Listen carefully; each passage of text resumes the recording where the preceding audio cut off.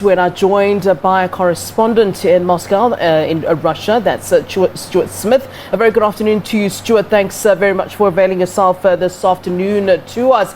Of course, there is a belief or a sense that Russia is indeed wanting to provoke Ukraine after ordering troops to Ukraine, and also in that televised speech of that, basically saying that Ukraine isn't even a country really. Can one read that situation in this way, that it is a clear provocation?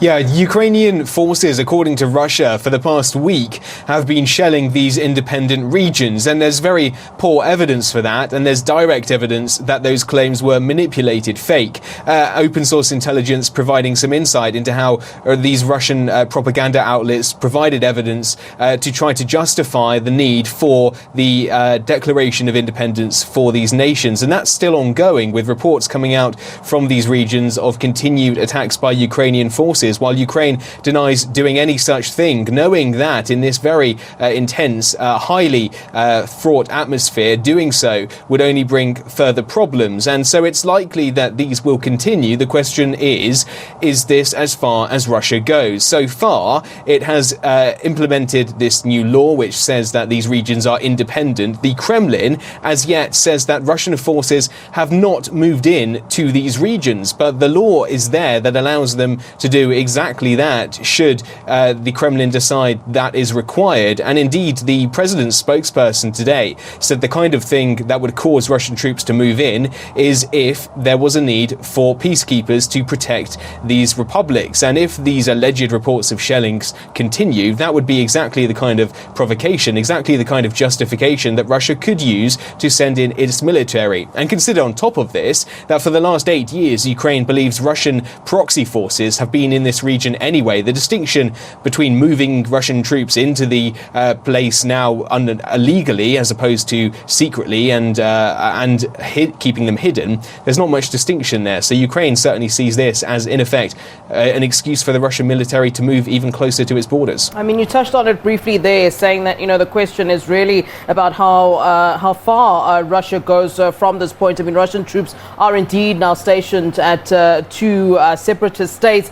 Let's talk about that in terms of President Putin's possible next step, but also on the back of, and I really want to discuss the issue of sanctions, and one wonders if Putin is at all moved by this. Western countries announcing that they will have measures in support of Ukraine, and that would certainly indeed include possible sanctions. What do we have on that at this point?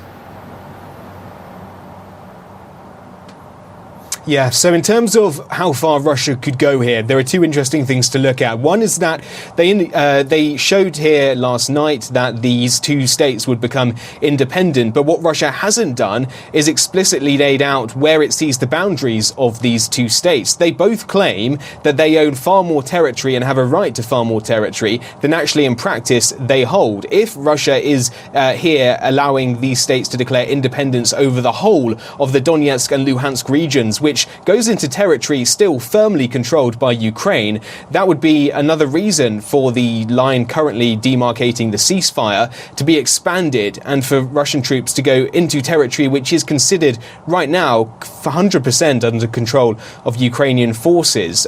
In terms of the sanctions coming out, indeed, we're hearing this morning discussions, no actual commitment yet, apart from so far from the UK, about what exactly this means. Does this constitute the full-scale invasion, which the West has been warning about for a while? On one hand, indeed, Russia has now moved across internationally recognized borders of Ukraine. On the other hand, it's into a territory which has been fighting Ukraine and seen itself as independent for 8 years already. So discussions in the European Union and the United States about whether this action means the full set of sanctions should be implemented. But already we know some minor sanctions will be implemented by the United States, EU and UK relating to Russian banks, to high net worth individuals that are close to the Russian President Vladimir Putin, and also on certain targeted industries in the finance sector, as well as the oil and gas sector. And the big one, Germany, talking about the Nord Stream 2 gas pipeline. Well, that's not now completely dead, but certainly the German Chancellor Olaf Scholz reports, has said that the recognition that was being looked into by the German side, the technical requirements, have now been will no longer go any further. So it's not yet dead, that project, but another sign that it very well could be. Yeah, we've certainly heard of which countries would then be supporting Ukraine, and the West seems, of course, to be in support of Ukraine at this time. But let's talk about those who would be or could, in fact, be in support of Russia. No doubt Russia on its own is a force, but do we have a clear understanding at this time of those countries who would step forward and be in support of Russia should things go the way that some of us are seeing it going?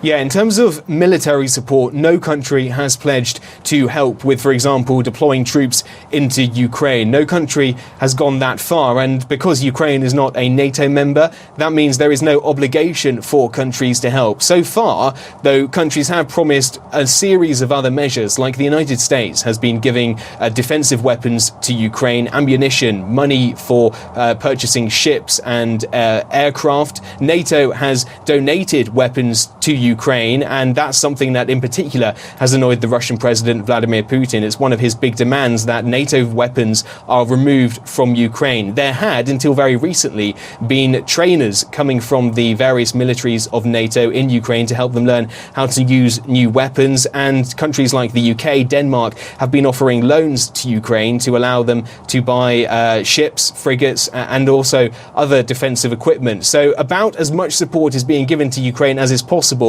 without countries themselves deploying troops to Ukraine. But at the same time, there definitely is a deployment of NATO troops east, with countries like Poland, Romania, Lithuania, Latvia, which are all very close to Belarus and Russia. They have been receiving extra support, both in a show of strength, but also just in case the Russian president does decide to take this further outside Ukraine. All right, Stuart, thank you very much for that and all that information you're giving us. No doubt we'll be keeping in touch with you with regards to the latest developments. That's Stuart Smith in Moscow, Russia, for us.